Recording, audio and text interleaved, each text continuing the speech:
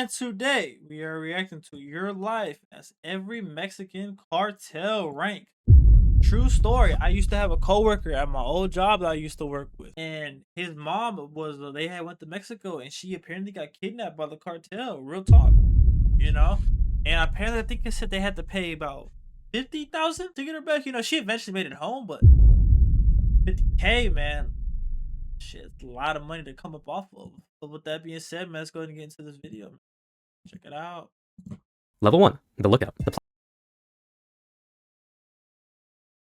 Plaza Boss needs eyes everywhere. That's you. You're 15, sitting on a plastic chair outside a convenience store in Culiacan. You have a phone, a Coke, and one job. Watch the road. If you see military trucks, you text a bird. If you see black SUVs with tinted windows, you text a snake. That means rival cartel. You're paid $100 a week. Cash. No questions. The other guys don't talk to you. Just send a text message. I feel like that's pretty calm, pretty chill. You're furniture, but you're learning. You see how the system works. The police drive by twice a day. They wave. They're on payroll. The real threat is the Marines. They can't be bought. One day, a convoy rolls through. You freeze. You forgot to send the warning. 30 seconds later, your phone explodes with messages. Where were you? You asleep? A man appears next to you. He doesn't yell. He just looks at you. Next time, we bury you in the desert. You don't forget again. Level 2. The Transporter. You're 18. A man approaches you at a gas station. You know how to drive? Of course you do. Good. Tomorrow, 6 a.m. Warehouse on the south side. You show up. There's a white semi-truck. The cargo area is loaded with watermelons. Hundreds of them. Underneath the watermelons, welded into the floor, are 500 kilograms of methamphetamine. Your route? Sinaloa to Tijuana. 8 hours. If you get stopped, you go into prison for 20 years. If you make it, you get 3,000. You drive. Every time you see headlights in the mirror, you're I ain't gonna lie, for 3,000. Personally, I don't think I'm taking that trade. stomach drops, but you make it. You park at a warehouse. Men unload the truck. One of them hands you an envelope. You've never held this much money in your life. You do it again next week, and the week after. You're making more in a month than your father made in a year before the cartel killed him for Damn, nigga, your dad only made less than 10,000 in a year? What was that nigga doing? A McDonald's scrubber? Jesus. refusing to sell his land. Damn. Your work becomes routine. You stop being scared. That's when people get sloppy. That's when they get caught. Your cousin gets arrested at a checkpoint. He's 15 years in Altiplanto. Your cartel doesn't send lawyers. They just find a new driver. Level 3. The Collector. You've been driving for 2 years. No arrests. No accidents. You've proven you're reliable. Now they give you a gun and a list of addresses. You're a collector. Business owners in the plaza pay a monthly tax. It's not optional. A taco stand pays $500. A pharmacy pays $2,000. Damn, nigga, 500 to have a taco stand? That's it. Bullshit. A nightclub pays $10,000. You go door to door. You collect the envelopes. Most people pay without issue. They know the rules. But there's always someone who thinks they're smart. A restaurant owner tells you he can't pay this month. Business is slow. You nod. You leave. You come back that night with 2 other guys. You smash every window. You break every table. You beat the owner unconscious in his own kitchen. The next month, he pays double. You're making $1,500 a week. You buy a used BMW. You buy your mom a new house. Awful, only $6,000, bro. 6,000. You bought a BMW in your mama house off $6,000? Nigga, you would have been better off being the trucking nigga. The trucking nigga at least got paid way more. That's just ass. She doesn't ask where the money comes from. She just cries and hugs you. But you're also now a target. Rival cartels want your territory. The government wants to make examples. Every time you collect, you're exposed. Level 4. The Cell Leader. You're 25. You run a cell. 10 men. Your job is simple. Move product and protect territory. The cartel supplies you with 100 kilos of cocaine every month. You break it down. You sell it to distributors. You send the money up the chain. You keep 10%. That's $50,000 to $100,000 a month in your pocket. You're also responsible for security. If CJNJ decides to try to move... Now we talking, man. We talking big money now.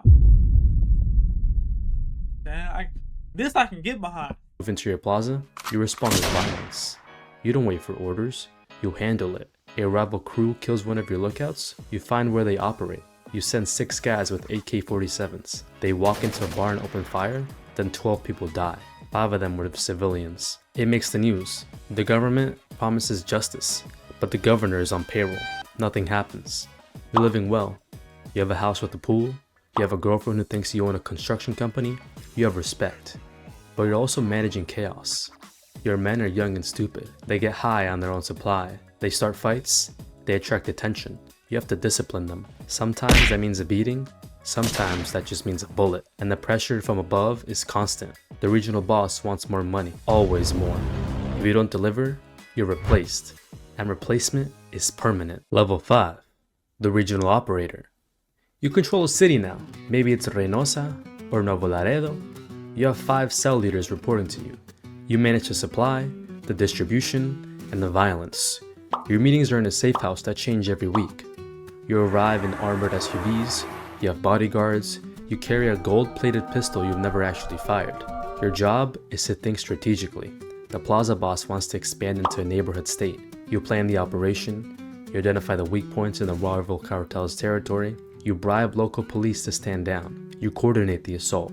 30 of your men roll into the town at 3 a.m. They kill the rival cell leader and his crew. They hang bodies from a bridge with the message, "This plaza belongs to Sinaloa." You also manage the money. Millions of dollars flow through your hands every month. You can't deposit in the bank. You launder it. You buy restaurants, car washes, construction companies, legitimate businesses that hide illegal profits. So you mean to tell me every nigga that owns a construction company is a secret member of the cartel? Interesting. You're making $200,000 a month. You have properties in 3 states. You have a wife and kids who live separately from your work life. You'll tell them you're an import/export guy. They don't ask questions, but the walls are closing in. The DEA has your phone tapped. You know this because your lawyer told you, so you communicate through messengers. You meet in person, you speak in code. You're also fighting a 2-front war. The government wants you arrested. Rival cartels want you dead. And ambitious men in your own organization want your position. You sleep 4 hours a night. You trust no one completely, not even your brother. Level 6. The Plaza Boss. You run the state. Every drug shipment, every murder, every bribe goes through you. You have 500 men working under you. You generate $20 million a month for the cartel, but you're a ghost. The public doesn't know your face. You don't do interviews. You don't appear in photos. You live in a compound in the mountains. 20-foot walls, armed guards, attack dogs. Your work is politics. You negotiate with other cartels to avoid unnecessary wars. You'll meet with governors and generals. You don't threaten them, you make them offers. A suitcase with $2 million, a share of the profits, a piece of the empire. Most of them take it. The ones who don't, they get exposed. Photos of them with mistresses, evidence of corruption. Their careers are destroyed, and if they still refuse, they disappear. You're also a CEO. You manage logistics on a massive scale, cocaine from Colombia, precursor chemicals from China, marijuana from the mountains, heroin from poppy fields. You coordinate shipments across continents. You manage tunnels under the border. You manage submarines. You manage drones. You're making $1 million a month personally, but money's just a Nigga, that's it? The other nigga said, the nigga below him, he said he was getting millions. Like, plural, like, multiple M. Unless I misheard him or some shit, but for all this to only get $1 million a month, that's kind of ass. number on the screen. You have everything you could want and nothing you actually need. You can't go to your daughter's quinceañera. That's too dangerous. You can't visit your mother's grave. Snipers might be waiting. You live in a golden cage, and the paranoia is eating you alive. Your head of security might be working for the DEA. Your accountant might be skimming. Your right-hand man might be planning a coup. You execute 2 of your men based off suspicion alone. Better be safe than sorry. Level 7. The cartel leader. You built this. Maybe you inherited it from your father or your uncle. Maybe you killed your way to the top. Either way, you're the boss now. Your organization moves 100 tons of cocaine a year. You have cells in 15 countries. You have politicians in 6 states under your control. You're worth $3 billion. But your name is on every wanted list in the world. The US has 10 million bounty on you. The Mexican government has special forces hunting you. You move between safe houses every 3 days. You communicate through encrypted messages that are destroyed after being read. You've had plastic surgery twice. Your own children don't even recognize you. You meet with the leaders of other cartels. You divide Mexico like a business deal. You get Sinaloa and Sonora. They get Tamaulipas and Veracruz. Everyone makes money. Everyone stays alive, but it never lasts. Someone always gets greedy. War breaks out. Hundreds die. Towns become battlefields. And you can't stop. If you try to retire, your own people will kill you. You know too much. You're too dangerous to be left alive. You're the most powerful criminal in the Western Hemisphere. You're also the most hunted man on Earth. Level 8. Supermax. They got you. Maybe it was a raid, maybe it was a betrayal, but you're in the cell of ADX Florence, Colorado. 23 hours a day in isolation, concrete walls, steel door, no windows. You'll die here. There's no escape, no bribe works, no army can break you out. El Chapo tried twice. He's in the cell next to yours now. You had billions. You had an empire. Now you have 4 concrete walls and the rest of your life to think about every person you killed to get there. Level 9. The successor. But the cartel doesn't die with you. Your nephew takes over, or your son, or your lieutenant. Someone always steps up. The drugs keep flowing. The money keeps moving. The bodies keep piling up. The cycle never ends. You were the king. Now you're a legend. A cautionary tale. A ghost story that parents tell their kids. This is what happens when you get too greedy. When you think you're untouchable. But there's always another kid in Culiacan, sitting outside a convenience store, watching the road, waiting for his chance. This is the cartel, not a gang, a business. A billion-dollar empire built on blood and corruption, and it's still running. I mean, at that point, is it worth it? To have to be returned for a couple years, and you're either deceased or in a jail cell. Is it really worth it? Let me know what y'all thoughts are in the comment section below.